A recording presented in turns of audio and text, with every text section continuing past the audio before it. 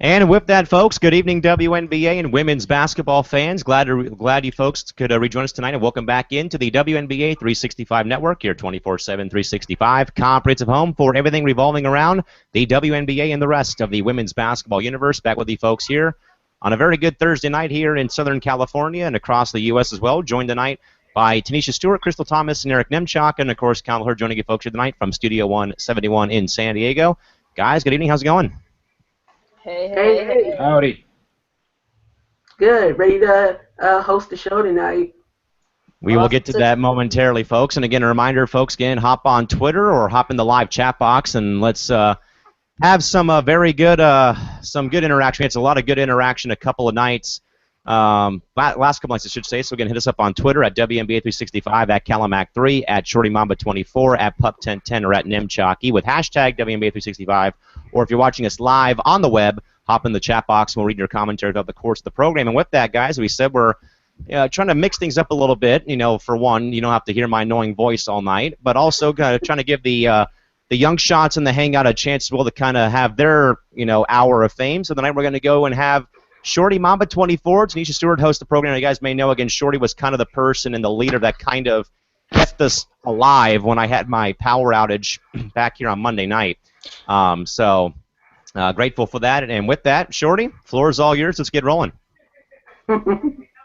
Okay, first of all, I would just like to say thank you, Mr. Callie McClure, for allowing me to be the host for tonight. Now, I'll admit that I may not have the hosting chops such as yourself or Eric, who did a great job the previous show. Did a great job, but I will do my best to help deliver the latest news around the WNBA. All right, so we'll get into things. We'll talk about the recent free agency signings that went down. And,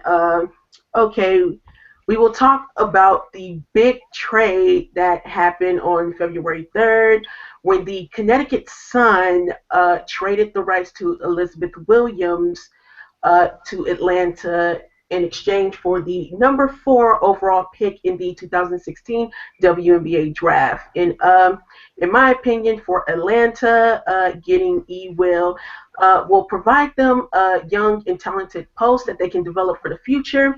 And on the Connecticut Sun's part, they will have the number 4 overall pick in this year's draft. And as a reminder, the Connecticut Sun now own the number 3 and 4 picks in this year's draft. So, getting into the questions, I'll start with you, Crystal. Okay. Yes, all right. So my question to you is, what are your thoughts on this trade and who will benefit the most? I would say probably Atlanta for the most part, probably benefit the most. Although Connecticut is getting a draft pick, but at the same time, you don't know what, I guess you could say, the incoming draftee is going to do when they get to the team. Atlanta has to do something, and they're kind of in the rebuilding stages. They haven't really been that great. I mean, my thoughts, I guess my thoughts was kind of like, what is Connecticut doing? But at the same time, I guess it is what it is, and I guess they feel they're planning for the future and a bright one. Yeah, most definitely. I definitely think the trade, for them will affect them now versus having the 4th pick and, developing them into the future. All right, so I'll move on to Eric. And Eric, my question for you is, with Elizabeth Williams now being on the Dream, where do you see her fitting in, on the team as her role within Michael Cooper's system? That's an interesting question because they already have a couple of pretty young post players in Rashonda Gray and Damiris Dantas. And I think Elizabeth Williams is more of a half-court player than those two, although she's still pretty athletic. She can really block shots. She can get up and down. She can rebound like nobody's business. I really like her as a prospect. But, Michael Cooper is somebody who wants to play fast. That's kind of been the MO of Atlanta for a while now. So I'm not exactly sure. I think she'll be more of a good complement to Sancho Little. I think she'll play center while Little plays power forward. I think she'll complement Little more than she does Gray or Dantas. But as for her role, I think it's up in the air right now as to which of those three youngsters is going to get the start on opening night. Props to Atlanta. They acquired a good field of assets now, so now they need to go out there and prove them. Most definitely. And just quickly, in my opinion, I think that they may use Ewell as sort of their official replacement for Erica D'Souza, as we all know, who left in the big, gigantic trade, last season. All right, so on the Connecticut end, and this question is for you, Callan. With the Connecticut Sun, who have acquired the number 4 pick, my question to you is, who do you see the Sun targeting with the number 4 overall pick in this year's draft? Tanisha, it's an interesting question, obviously, as of right now, you can pretty much pencil in Stewart 1 to Seattle, and then after that, it's kind of open. I mean, we've talked about Mo Jeff possibly going to San Antonio at 2, and then with Connecticut having back-to-back picks at 3 and 4, there's options there. Tiffany Mitchell could somehow fall if no one decides to take her at 1 and 2. So I'd probably say Mitchell is up there. I'm not going to say that that's going to be necessarily the move that Connecticut makes, but again, when you have back-to-back picks, though, it kind of, I guess, it puts them in a good position. But again, like I wrote though as well from the host chair on the site as well, guys. This is going to be a team, young right now, new head coach as well in Kurt Miller, but also a team that could be pretty scary in a couple of years, especially when they keep stocking up on draft picks. But I was on the same. I agree with Crystal though, what she said though about in regards to who on this trade though, it's kind of like to both teams like, what are you doing? Atlanta's giving away their first their lottery pick.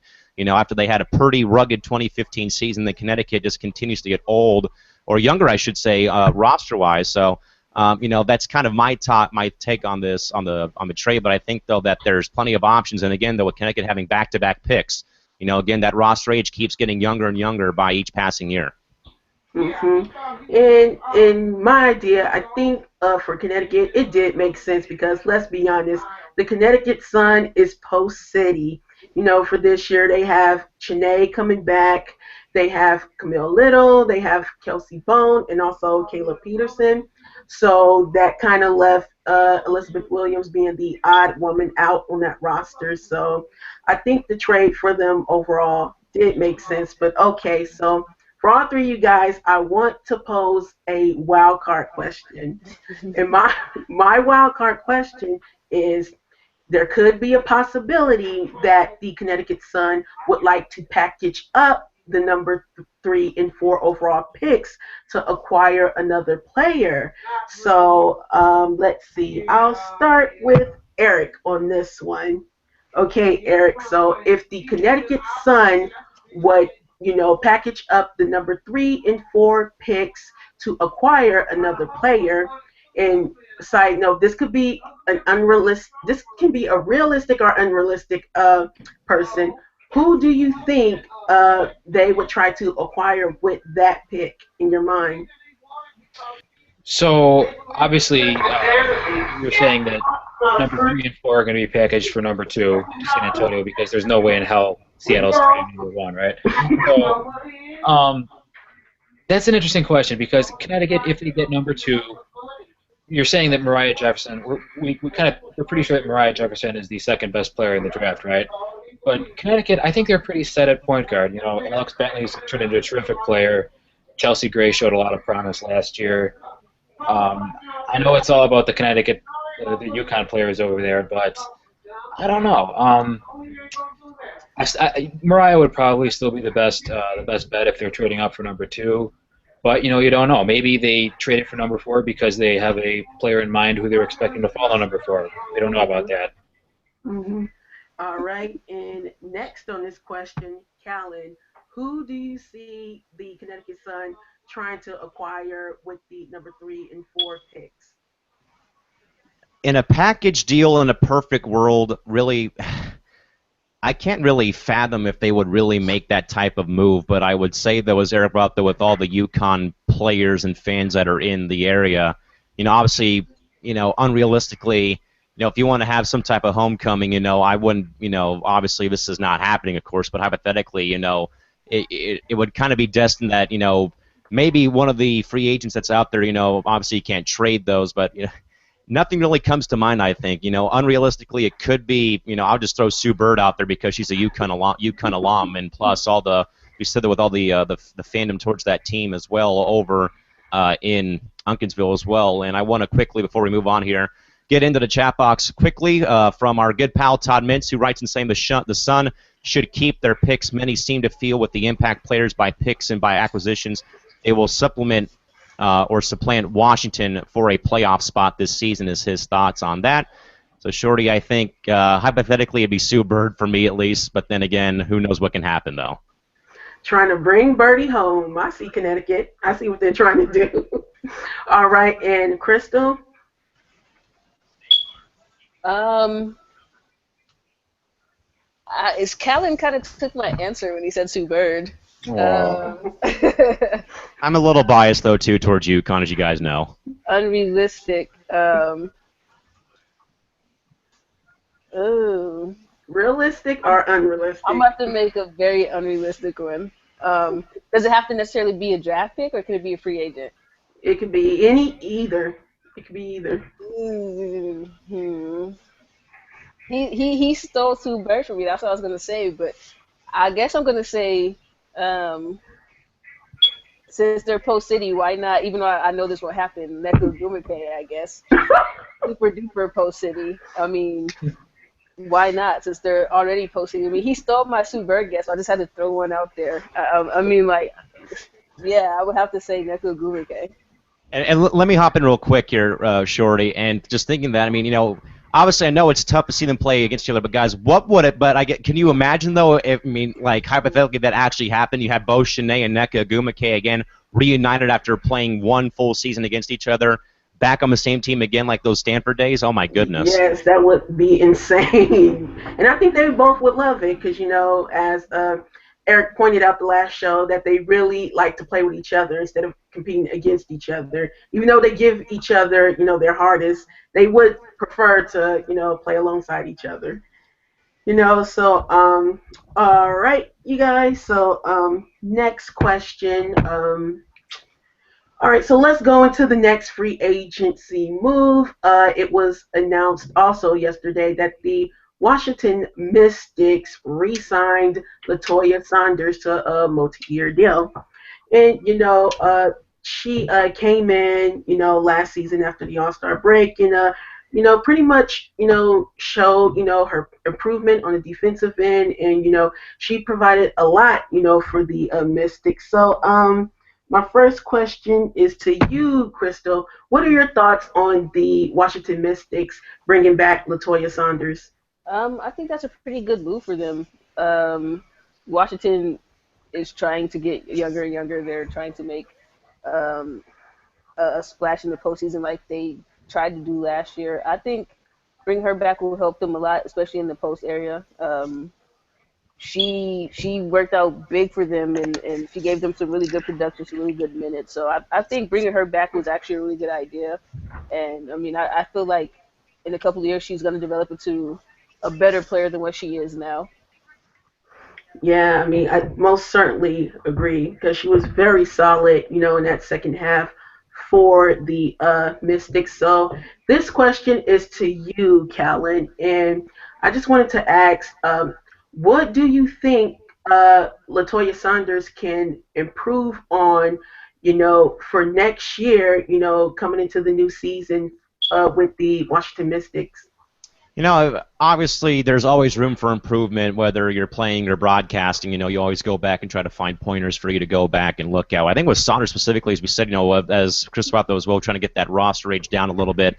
Frankly, I'd probably say, there could be a lot of things, either offense, either rebounding in big situations. There could be some better decision making, perhaps, that she can improve on in a couple of either last minute plays or whatever it may be. There's always room for improvement. I'd probably say that there's either a rebound or perhaps even other situations and intangibles as well. And back to the chat box real quick.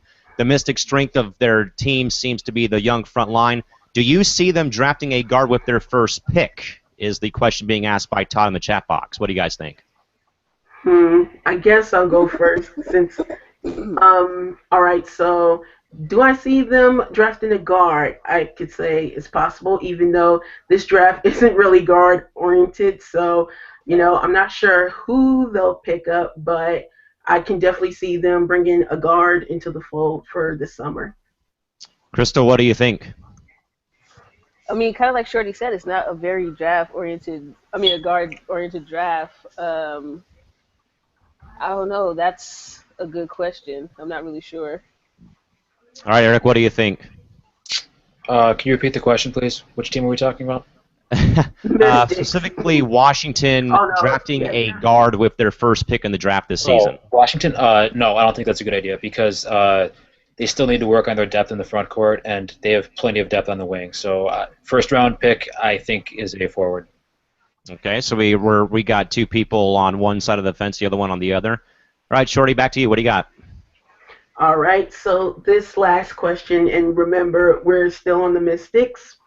All right, so Eric, I wanted to pose this question to you because in my mind, we talk about, Latoya Saunders' improvement, but of course, she hasn't, always been the player she became to be last season. I remember when she was on the Sparks, and, she wasn't necessarily that dominant, which led in 2012 for the Sparks to ultimately trade her to the Mystics, who was then led by coach and GM Trudy Lacey. Okay, so Latoya Saunders ended up, heading overseas for a few years, playing for the Turkish national team. But then when she finally came back under a new coach and GM, Mike Tebow, she flourished, very well. So my question to you, Eric, and I just want you to quickly get into the mind of Coach Mike Tebow and think to yourself, what did Mike Tebow see in Latoya Saunders to not only give her a chance, but also bring her back, for this new season? Well, Shorty, Mike Tebow is, in my opinion, the best GM in the league at finding young talent, at finding diamonds hidden in the rough. I mean, you've already seen that countless times in his tenure as Washington's GM. In my opinion, there's nobody in the business who could have done what he did while striking out in 2013 with a 3 to C. Because remember, that team had the fourth pick. They didn't get any of the 3 to C, the heralded trio of Brittany Griner, Elena Deladon, and Skylar Diggins, and they were coming off the Trudy Lacey regime, which was not great at all. No. So, Tragic. yes, it was impressive. It was impressive how bad that was. But anyway, Mike Tebow, I think what he saw on Latoya Sanders, he saw a very gifted athlete who has incredibly long arms, can move her feet very well. Obviously, I think he looked at her college success at UConn, but he saw a player who had a lot of untapped potential. She clearly had WNBA potential, even when she was kind of finding her way in Los Angeles and Phoenix. So I think that's just the kind of player Mike Tebow likes. He's a defensive-minded coach. He likes players who can defend the pick and roll, who can get out, switch on guards if need be. And there's a player named Elena Deladon who needs some defending at times, and I think Latoya Sanders does a great job on her. She is a total nuisance, and I'm really, really not looking forward to seeing her playing for Washington again. But props to Mike Tebow. He did what he had to do, and he re-signed a very good young player. Yes, he did, bring in Saunders back into the fold. Great pickup for the Mystics. I hope, she doesn't come back and kill, and break Eric's heart. But sadly, some people have to become casualties. So. Yes, but she's back. Bringing her defensive tenacity, and also led the Mystic team in blocks. All right, so we'll move on to this next free agent that Eric should know very well. It was announced today that the Chicago Sky re-signed Erica D'Souza, and she came over to the team as for mentioned that big blockbuster trade, from Atlanta. And even though her numbers were down a bit, after joining the Chicago Sky, I mean, she, provided what she can, and they're hoping that she can come in and be more solid and dominant, probably be their own version of, or actually be her own version of the Atlanta version of Erica De Souza like she was in Chicago. So all right, let's see who's first on the list. Crystal, right? Going to you, kiddo. What are your thoughts on the Chicago Sky re-signing Erica De Souza? Um, I don't know if that was a good re-signing for them. I mean, she doesn't really fit with their system. We saw last year she was kind of just like a bump on the log in their system. But I guess if they love it, then then we love it too. I mean, I don't really understand why you would go that route and re-sign her, especially with her probably not going to be there for like the first half of the season due to the Olympics. So I don't know. I don't know if that was a very good signing on their behalf. All right, and I'm going to pose the same question to Callan. What are your thoughts on the Chicago Sky bringing back Erica De Souza? Shorty, I think in all honesty, I think it's a bit of a gamble. I mean, as Chris brought up as well. I mean, obviously the Olympics this year just doesn't help a lot of teams signing players that will be partaking in the games either for Team USA or for any team internationally. And I think as well that I think with her as well battling the injuries last season and just not the Erica De Souza you're used to seeing when she was in Atlanta during those three straight finals appearances in 11, 12, and 13 or 11 and 13, I should say, those two times there, and even earlier on when she was there. Also, I think that there's a minor logjam, I'd say, too, in regards to the center position, perhaps. That I think that was created by the Sky, but I think that the Olympic Games are probably going to overshadow the WNBA for her specifically during the season. And a quick chime in as well from Mr. Mintz. Todd says, I thought Erica looked slow and old last season, and if she's going to bounce back this season, she needs to start. She is not productive for me off the bench. That's his thoughts and his take. Straight back to you. All right, so last question on Erica De Souza. I will go to the ultimate Sky fan on this network, Eric.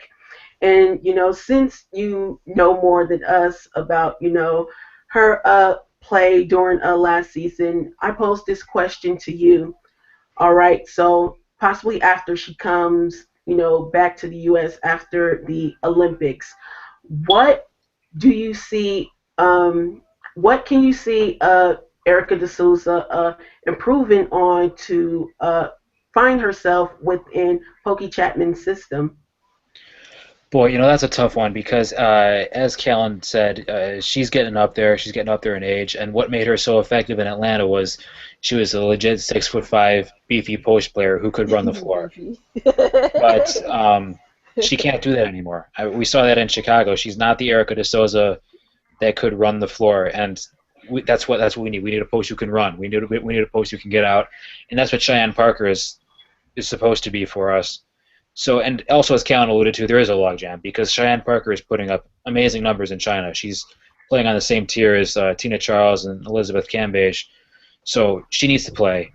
Clarissa Dos Santos needs to play, although again she's from the Brazilian national team as well. So I think the Sky are kind of shooting themselves in the foot here. I hate to say it because Erica's a great person. She's a lot of fun. She clearly loves it in Chicago, but she's kind of over the hill, and if this means that we're not going to have enough money to re-sign Jessica Breland, I'm not going to be a very happy camper. Yes, I do agree with you because Jessica Breland is, one heck of a player. She's always that silent but deadly. That's what Breland is. She is silent but deadly. She may not put up big numbers, but you can always count on her to be effective. And as for, Chicago, I mean, I do agree that Erica De Souza, I think mother time, as some people call, in the NBA father time, I think mother time might be catching up with her. But ultimately, I think Chicago might feel she might be the much more safer bet than, Dos Santos or Parker, who is still developing. So, they're good, but they're still in the works. So that's why I think in, the Sky's mind, they might go with a much more sure thing, in De Souza, and then wait and see how the other two develop. All right, so, for the last signing of free agency today, for this player, I mean, I have to admit, I may not know too much about her, only because she played with Atlanta in their final two games of the season. And I will say that she did make history, being the first player born out of Puerto Rico to make a WNBA roster. So today, the Atlanta Dream re-signed Carla Cortillo. That's how to pronounce her last name. So yes, because Crystal, you had it right. Crystal. yes, last show, Callan. Callan kind of had a little trouble, so there it is for you, the pronunciation, Carla Cortillo. All right, so this first question is going to go to Eric. What are your thoughts on the Atlanta Dream bringing back Carla Cortillo? Shorty, I'm kind of in the same boat as you. I don't like admitting this, but I really don't know much about her at all. The thing is, Atlanta needs a point guard. They need a point guard like so badly, and if she can play point, great. If she can't, well, I think Atlanta they like in free agency they like the method of throwing things at the wall and seeing what sticks, as you saw in training camp with them last year. I mean, they drafted Brittany Renko or they traded for Brittany Renko and then cut her on like the first day or the second day of training camp. I mean, so I don't know how much really we can read into that. We can look into this signing because I don't really know if Atlanta knows what they're doing with their guard situation still. All right, so okay, so for Crystal and Callan, I'm going to pose a different question, and I definitely agree with what Eric just stated. I mean, there is a lot of questions surrounding that organization, but okay, for the next two here, I'm going to pose a different question. It will still be dream related, but of course, a different question. So. We'll start with Crystal. So, Oh, don't have a heart attack. We know you're used to this. All right. So, after seeing the signing, I questioned too as to why the Atlanta Dream would re-sign Carla Cortillo first over their other free agent guards, Matee Ajavon and Sydney Carter. So my question to you is, between Matee Ajavon and Sydney Carter, who would be the most valuable to the Dream? so they haven't signed Matee Ajavon yet. No. Or Okay. Sydney Carter. Um. Well, then that changes everything. Um. I think Sydney Carter would probably be a better signing.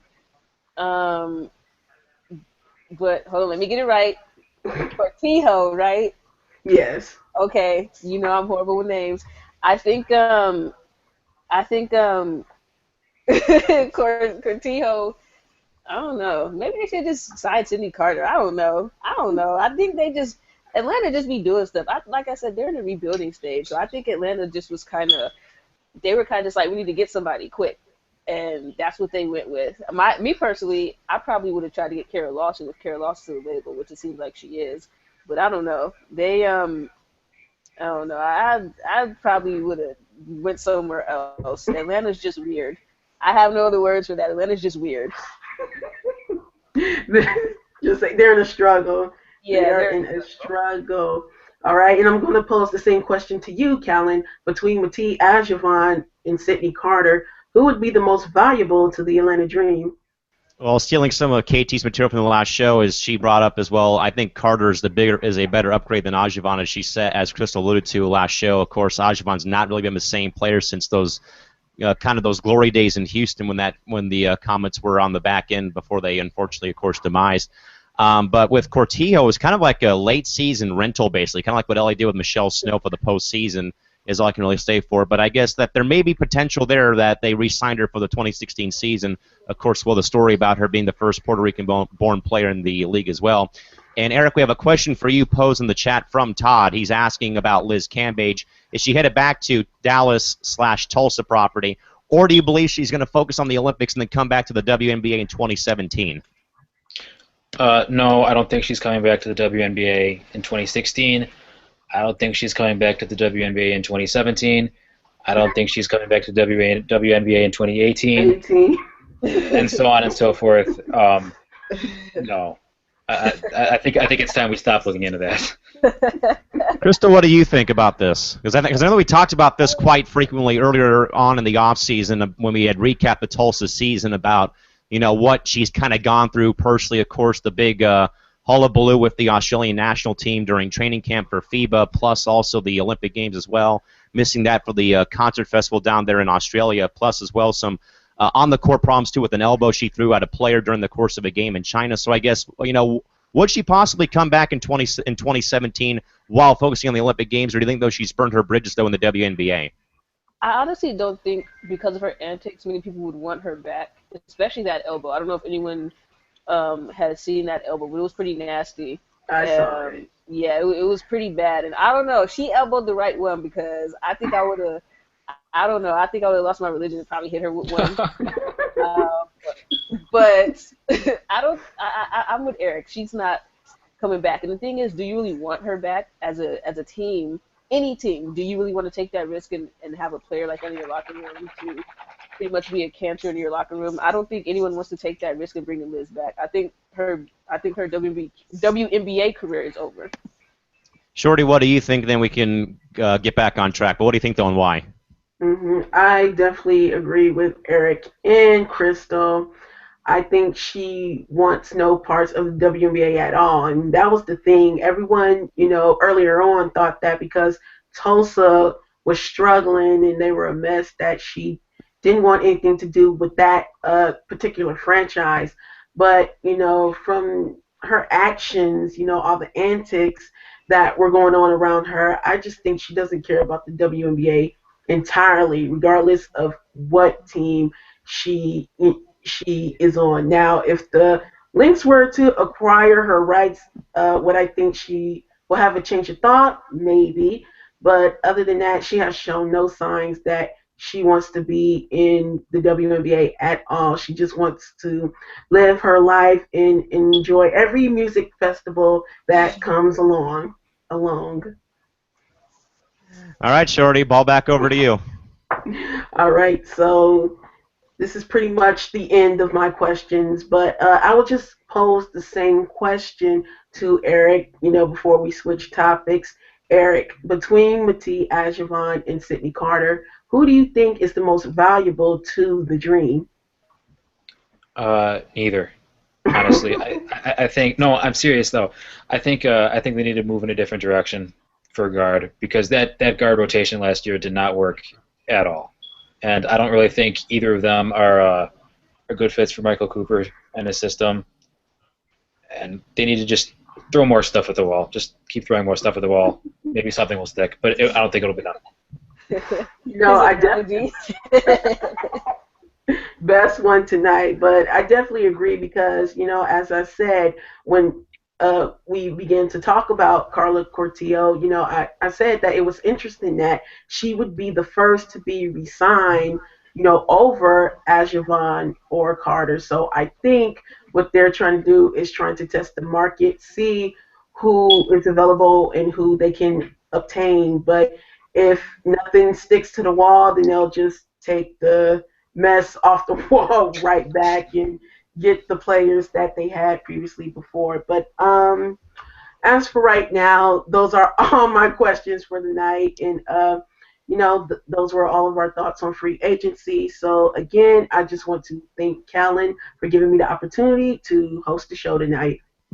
And Shorty, you did a great job. And again, folks, we'll be having a rotation of our correspondence course hosting again between me, Eric, and we'll give everyone else a chance later on. We will not be having anything, by the way, tomorrow because I do have minor league hockey, but we'll be back with you folks next Monday. We do get back on track here. And guys, want to kind of go back though a little bit and revisit last night's game between the Peony Sea Lions and CSU San Bernardino Coyotes, which, of course, guys, was a pretty big night down here in San Diego. The Sea Lions' legendary head coach, a Loma legend, Bill Westphal, of course, stepping away, retiring following the conclusion of the season, which was his 17th season at Point Loma Nazarene University, along with it being at least his 30, in what's been a career that has spanned over 40 years playing and coaching, but also 30 years of coaching basketball at every level you can think of, from high school to college to a two-year or two-season assistant with the former San Diego Clippers back in the early 80s. And, of course, as we all know very well, but, of course, Bill's brother Paul, head coach of that 93 Phoenix Suns team that got to the NBA Finals. And, Eric, starting with you again, because I know that you brought this up, and I brought this up in your place on my broadcast last night, is of how the Westfall name is such a legendary, iconic basketball name. You can, tie a lot of franchises in the NBA or a lot of famous high schools or colleges to those two brothers. And, of course, Paul cannot, of course, be at Bill's ceremony last night because, of course, with him being with the Nets still, could not make it out to San Diego in time. But, Eric, I guess I would kind of ask, though, obviously, when you do think of the Westfall name, though, obviously, either Bill or Paul or just both of them, what normally, though, comes to mind for you when you think of that name? Fast-paced basketball. They're some of the pioneers of that style of play, and we're really seeing that come to fruition today. I think with the whole small ball movement. He was a very big influence on Mike D'Antoni, if I recall correctly.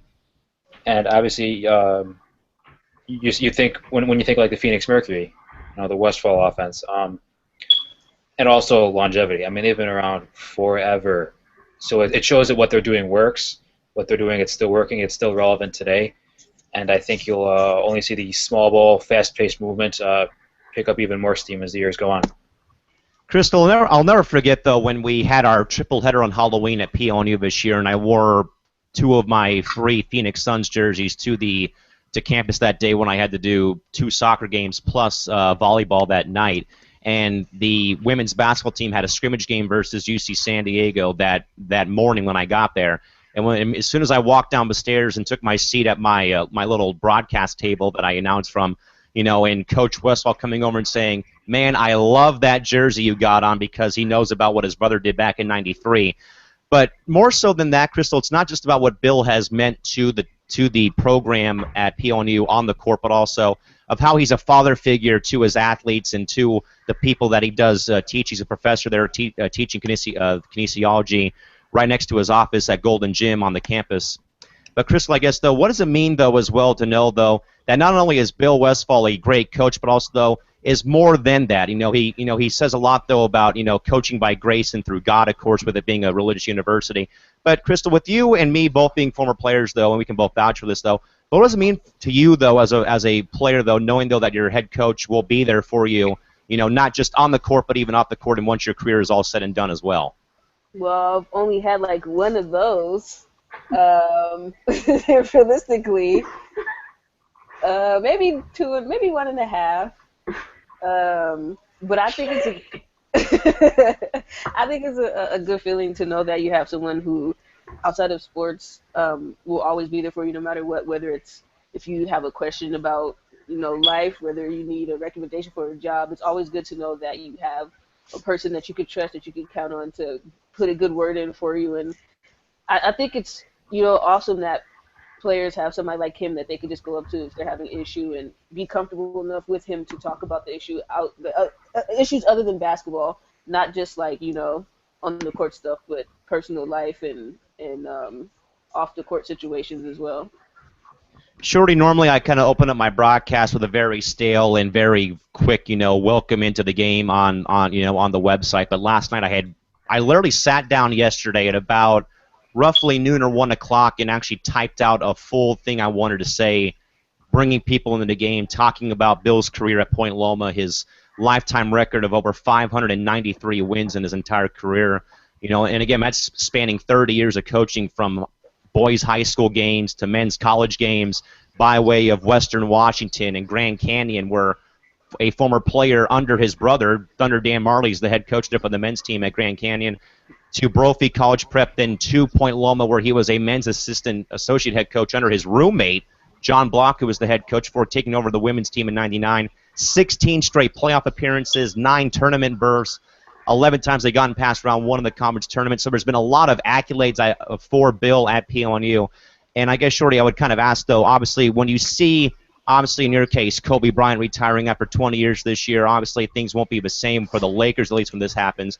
So, Shorty, I would probably ask, though, as a fan of a team, when you see a player, and I know that Crystal brought us up, though, about when Lisa Leslie stepped aside, from the game in 2009, following their elimination to Phoenix in the semifinal or the conference finals that year, is how tough is it for a fan to kind of get used to not seeing that person either playing or, in this case, a coach that's been there for 17 seasons not there anymore, where they've made a name for themselves.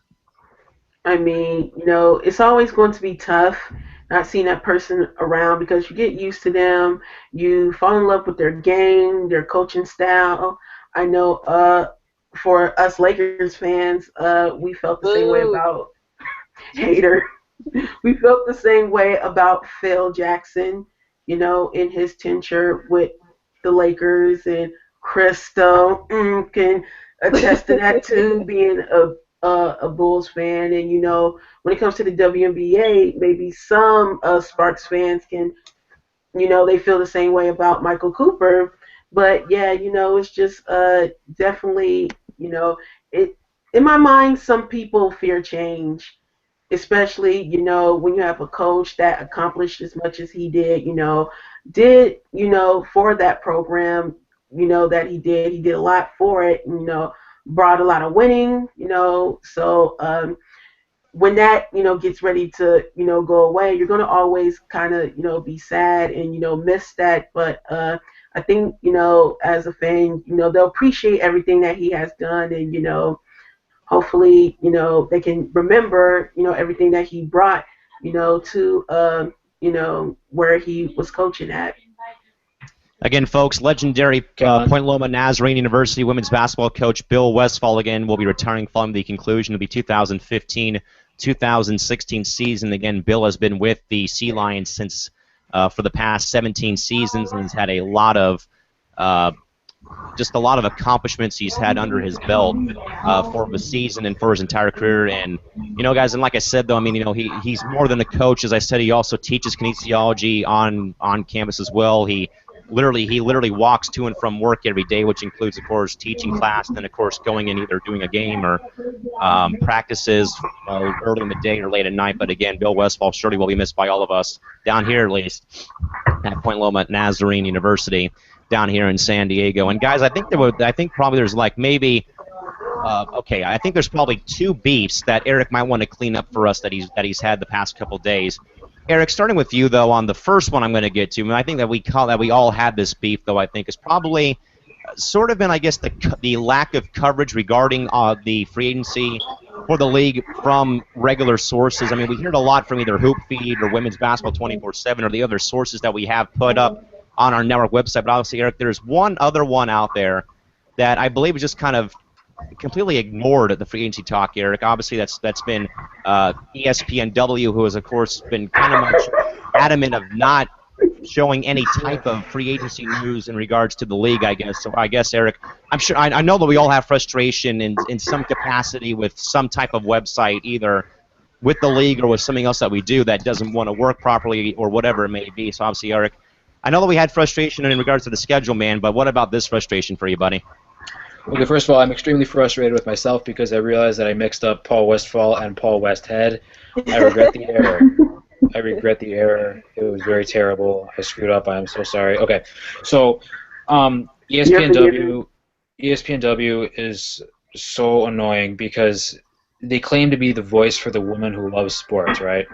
But you look at their Twitter feed, all up and down their Twitter feed, it's just this social media baloney, and it's not even anything constructive. It's like they take they rip somebody's Instagram post, they add a couple sentences, and okay, we'll call it a day. And it has nothing to do with sports most of the time. It's like Sydney Leroux, she's pregnant, she doesn't know what to name her baby. Hey, let's post it on the website. It's like that's not going to get women's sports the respect it deserves. It's actually counterproductive in my opinion because it stereotypes women in sports is caring more about social media than the sport itself, and that couldn't be farther from the truth. And also just the total ineptitude of ESPN's scoreboard as far as women's basketball is concerned. The other day there were 26 Division I women's basketball games that had started at 6:00 p.m. Central Time that did not have a functioning box score. How do you expect people to grow the sport if you can't even put together a box score? That's what I want to know. It's just so frustrating. It's frustrating as a fan. It's insulting. and just knowing that they can be so much better, and they could be so key in the progressive movement as far as getting women's sports the exposure it deserves, the respect it deserves, but it's just not there. That's my thought. And Crystal, Todd Minch just brought up a very good point, though, in regards to this. He says the marketing and publicization these great athletes has gone to pot under Miss Ritchie. There is so much more the WNBA could be if ... So obviously, Crystal, this obviously does not help, of course, grow the sport, and I think Eric got everything off his chest. But obviously, seeing, but when you kind of see these, I mean, yeah, they're enjoyable at times. At the same time, though, there is more important things going on other than what is happening off the court or off the field. And trust me, guys, I do love seeing the off the court or off the field stuff. But at the same time, though, there is games being played. There is moves being made, though, in this league that you guys, even as ESPNW, are not really doing a really good job of covering. So I guess, Crystal, any frustration in regards to you, though, but also about Todd's point, though, again, about how the marketing and, making the league public, I guess, and getting these athletes exposure is just still not there right now, because it could be a lot more, as he said, if ... Well, first on the ESPNW thing, it feels like to me that ESPNW, it seems like it's for not only what Eric said for women, for them to quote unquote think they care more about social media, but it feels like it's about women who I guess don't know anything about the sport, and I guess it's just kind of like, oh, I want to see what Serena was wearing today, or I want to see what Sydney LaRue's hair looked like today. And the funny thing is that ESPNW had a campaign talk about cover the athlete when they don't cover the athlete at all. All they do is cover what Elena Del Don was making in her house, or what shoes Candace Parker had on, or so on and so forth. And I feel like they're pretty much contradicting themselves, and we don't, especially me being a sports fan as a woman, I don't really care, not to be funny, I don't care what Sydney LaRue, like what her hair looks like, or what dress she had on that day, or what she ate for breakfast. I don't care. I mean, they're human. They can, eat what they want and wear what they want. I feel like their website could be much more marketable if they talked about the actual sport, if they talked about actual stories and not just taking Instagram posts like Eric said the last show and just putting 2 to 3 lines on them. And as far as the marketing, I think everyone in here can agree that WNBA has probably one of the worst marketing for sports that we've seen. Look how long it took them to come out with what they were going to do for the 20th season. I mean, it took them forever. It's funny because, like, in off seasons like baseball, you see marketing for them. You see marketing for the NBA when it's the off season. Same with the NFL. I don't know if the WNBA if they're cheap or if they're just too afraid to take that dive. But I mean, nobody's ever going to know what's going on if they don't start marketing more. Shorty, you know that I frequently try to attend as many games in LA as I can, making the 2-hour drive up from San Diego. And, I think it's kind of depressing when I can see the Galaxy, the Major League Soccer club, having billboards up there, or, of course, with the Dodgers and Angels, along with the Kings having billboards up there. But, I mean, you have pretty much every pro sport now with the NFL there. So, obviously, I mean, you have every professional sporting league. You have baseball, basketball, football, hockey, soccer, all being played in the greater LA area. And, of course, no billboards for the WNBA, of course, and I think that's a marketing problem right there as well. And I just think that, yes, I'm a huge fan of, of many players in female sports, but again, there is more important things going on other than just, name the baby contest for the LaRue Dwyer family. There's free agency going on. There's great women's basketball going on. There's tennis going on right now. Even the LPGA Tour is going on right now, and they're just off and running. So obviously, Shorty, if there's any frustration with you in regards to this, what is it and why? I can definitely agree, with the likes of Eric and Crystal. I mean, it's like, especially in regards to ESPNW, it's like, what are you guys doing? You guys are supposed to be a subdivision of one of the biggest sports companies, in the world, in ESPN, and your subdivision is supposed to focus on all things women's sports, not just, the women and their extracurricular activities, Exactly. but the sport, what they do on the court, on the field, on the soccer field or whatever the case may be, just the actual game itself, and for them to talk about everything and anything, outside the game, I think it does a disservice, to the website. And, I laugh every time they post something on Twitter of one of their IG posts that they took from an athlete's, IG account, and Eric always responds with something snappy and basically telling them off. And, even though it's hilarious, I'm just hoping that he doesn't get blocked or muted, while he's at it. But I approve of him, giving them the business every time, because they need to know, especially from us fans, that they need to do better. They need to do better than just focus on, the players and what they do in their personal life. And I agree. I don't care. I don't care about, what they have for breakfast. Right. I don't care about what they do in their house or in someone else's house or, wherever. That's not my focus. My focus is them, on the game itself, and not just the other outside stuff. I feel like it's unnecessary, and it does a disservice to their sport overall. And I would even say that it's a little bit sad, though, when I could see Mercury billboards up in downtown Phoenix near Talking Stick Resort Arena as well, with that aspect of it as well.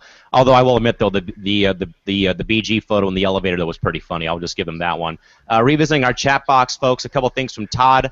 Todd says there should be more national televised games on ESPN. Even as far as the trading card sales go, they don't come out until well into the season. They can't seem to sell the broadcast partners into more exposure well into the season. Obviously, Shorty, going back to you on this one, we know that all the playoff games will be on the ESPN family networks, either ESPN, ESPN2, ESPNU, ESPN3 perhaps, or even Watch ESPN. I guess, perhaps is the television deal with ESPN and NBA TV also partially to blame, though, too, for the poor marketing towards the league, though, in your mind as well? I definitely do agree that it is one of the problems. I can recall that last year, I think ESPN only showed about 11 games. I think they might be showing the same amount of games or possibly a little bit more this season. No, actually, if I recall, did they say all, games being broadcast on ESPN? Yes. Okay. Yes, for playoffs, yeah. No, and also regular season too. Oh, okay. Oh so they might be hopefully doing a little bit better to, broadcast and showcase the league, because again, how would people know if you don't put it on display?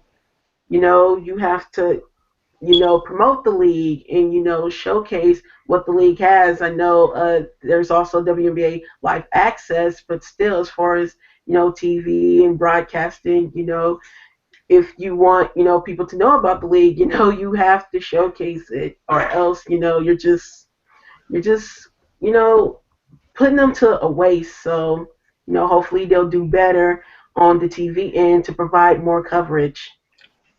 Crystal, I think, though, that NBA TV actually does a good job with their coverage. They always go to a home team's telecast, either Time Warner Cable Sportsnet for a Sparks home game or the local affiliate up in Chicago.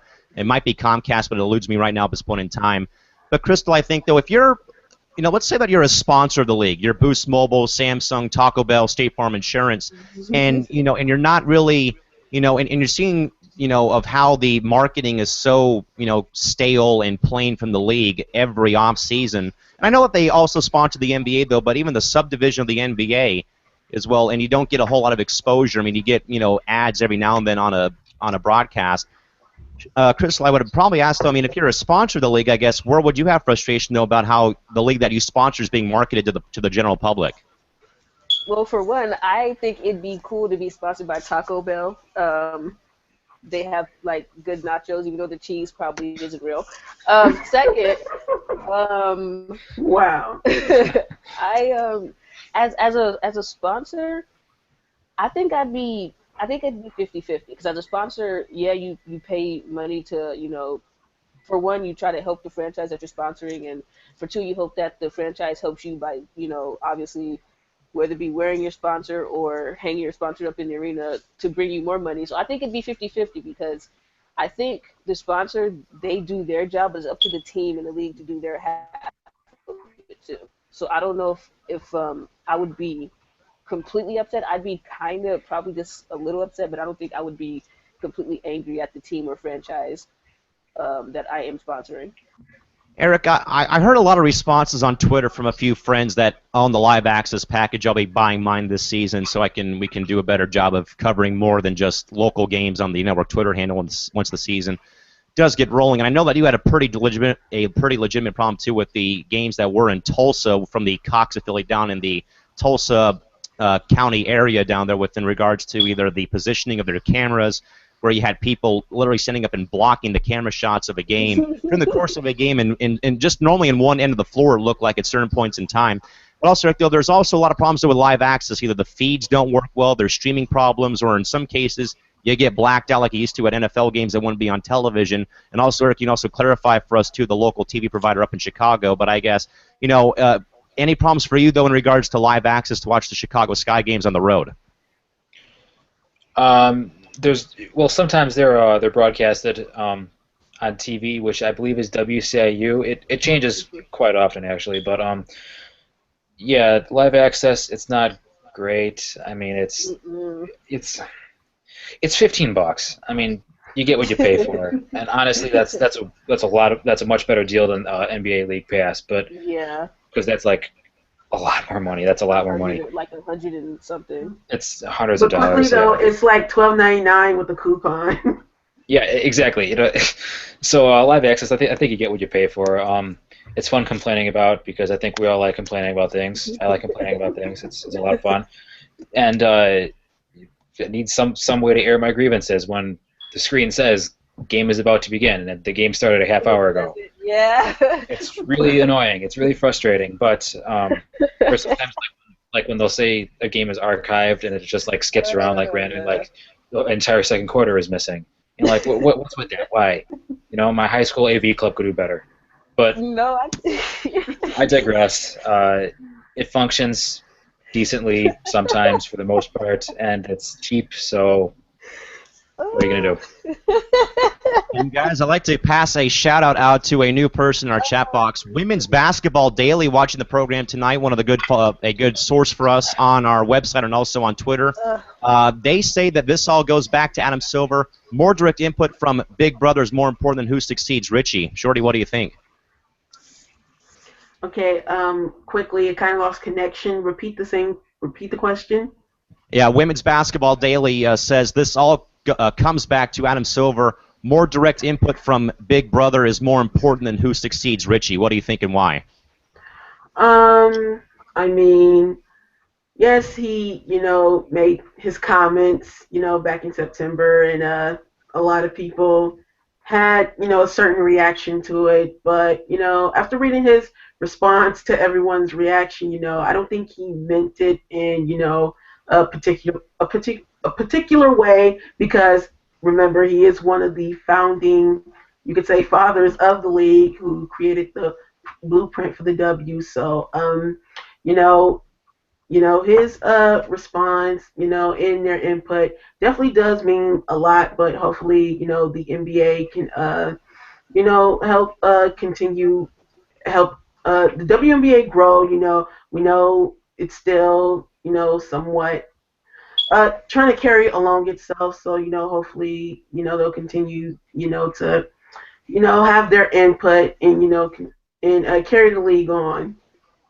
Crystal, I know that we talked about this while I was up with you guys up in Los Angeles back in November of last year about our response to Adam Silver's new comments after what he first had put out with ESPNW and Michelle Vopel earlier on in the season during the course of the year.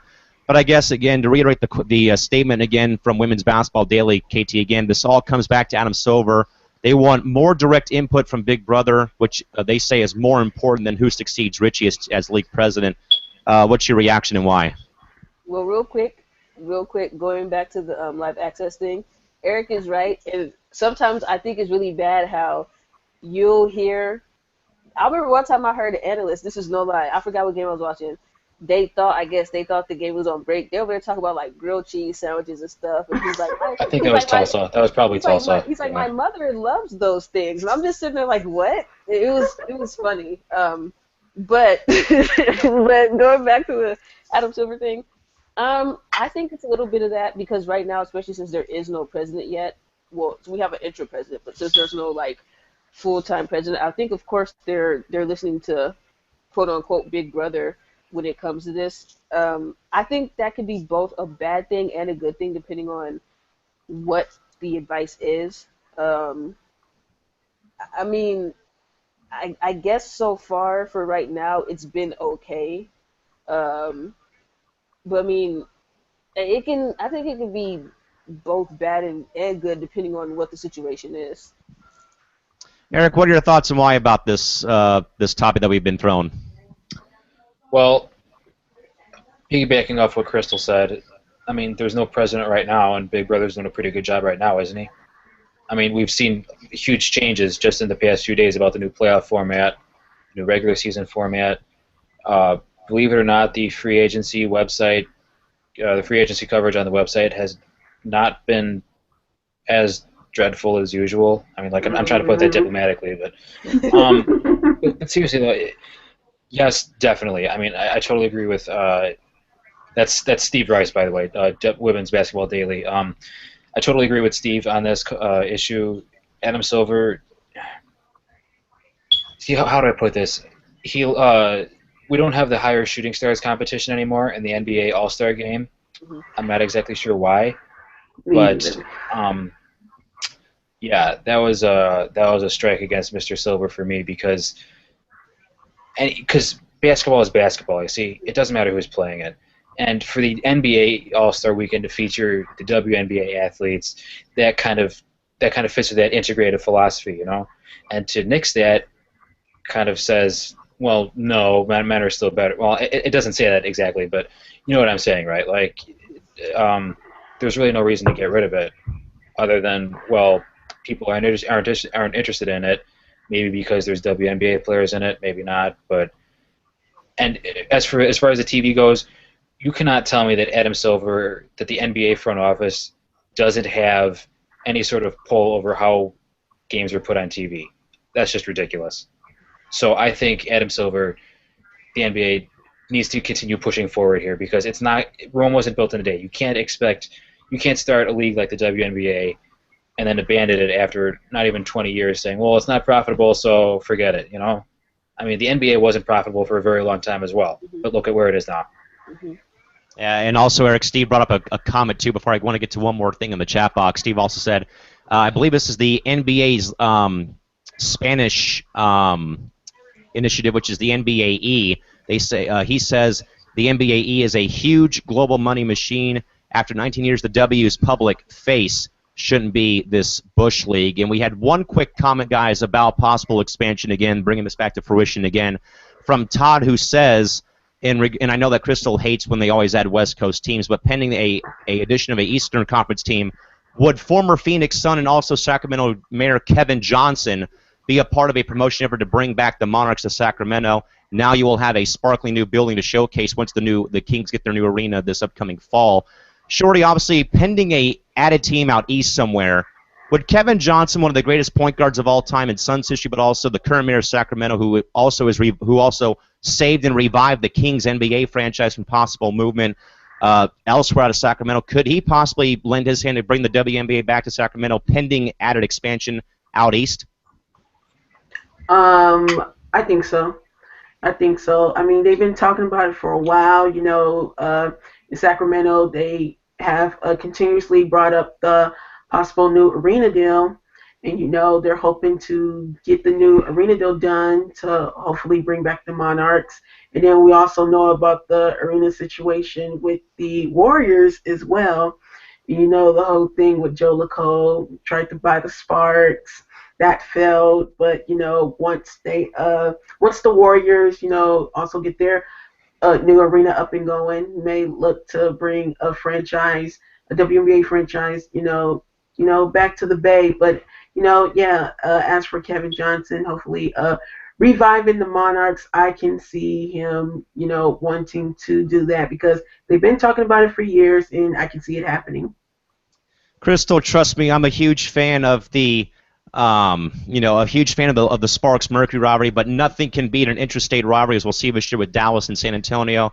I've long awaited a return of a Golden State rivalry in the WNBA. We already have it, of course, with the Lakers and Kings and the Lakers and Warriors and all the ones in the NBA, but we've been long overdue for a NorCal SoCal WNBA rivalry again, as we saw with many great postseason battles between both the Sparks and the Monarchs. So I guess, Crystal, to kind of reiterate again, but would Kevin Johnson, as I said, great NBA player in his own right for the Suns, presumably Hall of Famer sometime soon, plus mayor of Sacramento again, the guy that single-handedly saved the Kings from moving to Seattle or moving elsewhere across the country, could he possibly pitch an idea to bring the Monarchs back once the new Golden One Credit Union Arena in Sacramento does open up next fall? You also forgot the Kevin Johnson who dunked on our whole Bulls team during the game. You have to mention that. Me being a Bulls fan, that was hard, but you have to mention that too, that little part of history. But I think he can. Look what he did with the Kings. It would be, it'd be cool to see the Sacramento Monarchs again. That team just had so much history. It was kind of sad to see it go. Same with the Comets. It was just kind of hard to see those teams go. And I think with the new arena that they plan on building, I think that he can push for the Monarchs. He was trying to push for the Monarchs anyway. He kind of gave that promise, which is why I think a lot of the city of Sacramento was like, hey, let's do it. But I think he can. I think he has enough pull to do so. Eric, what would you think? Obviously, I know that we have a similar problem in my hometown of San Diego, trying to save the Chargers from possibly going to Inglewood, California, probably by 2017 to play in the brand new stadium that the Rams will play in 2019 at least. And of course, we know that our mayor Kevin Faulkner has tried his best to keep the Chargers here with the Charger ownership, and I know that's probably not looking really good right now. Nor do I really care about that issue either, even living in San Diego. But Eric, I guess would KJ have some type of pull or leeway to bring the Monarchs back to Sacktown once that new arena gets built in downtown Sacramento this fall? Would he have some pull? Yes, I think he would. Should he have some pull? I'm not sure because, yes, he saved the Kings, but how long ago was that? And where are they now? Like, you look at the Kings, yes, the Maloofs are awful, but you look at the Kings now, like, what are they even doing?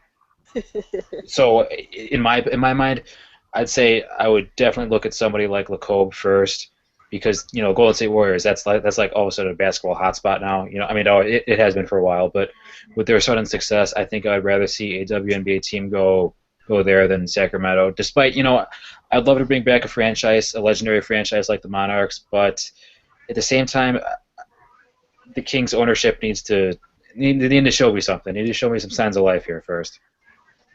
Yeah, and Steve even read your reminder. He said Sacktown's owner is nutty enough to do it as well with a winking face emoji. So Steve from Women's Basketball Daily, thanks for stopping by and joining us and joining our chat box tonight. Love having media members, though, as well, hopping in and checking us out tonight, along with fans, of course, with Todd as well, our off-the-wall contributor as well, joining us as well this evening, and also with Steve Rice from Women's Basketball Daily, also chiming in tonight on tonight's program. With that, though, folks, we'll quit while we're ahead. And we will see you folks back here on Monday night, back here at 9 o'clock PST. And, hey, let's have more interaction, folks, from all you folks on Twitter and also in our live Q&A bar and live chat box again. And thanks to Todd and Stephen Rice from Women's Basketball Daily. Please go follow them on Twitter. They do a great job, and they're also one of our linkable sources as well on our website, WNBA365.wix.com/WNBA365. Till then, folks, for Eric in Elmhurst, Illinois, for the rest of the gang in Southern California, Crystal and Shorty down here in Los Angeles, and, of course, Cal McClurg in Studio 171 in San Diego. And, well, Steve, thank you for watching. He said, great job, guys. But, Steve, thanks for stopping by and joining us. I'll see you folks back here on Monday night. See you then. Bye-bye.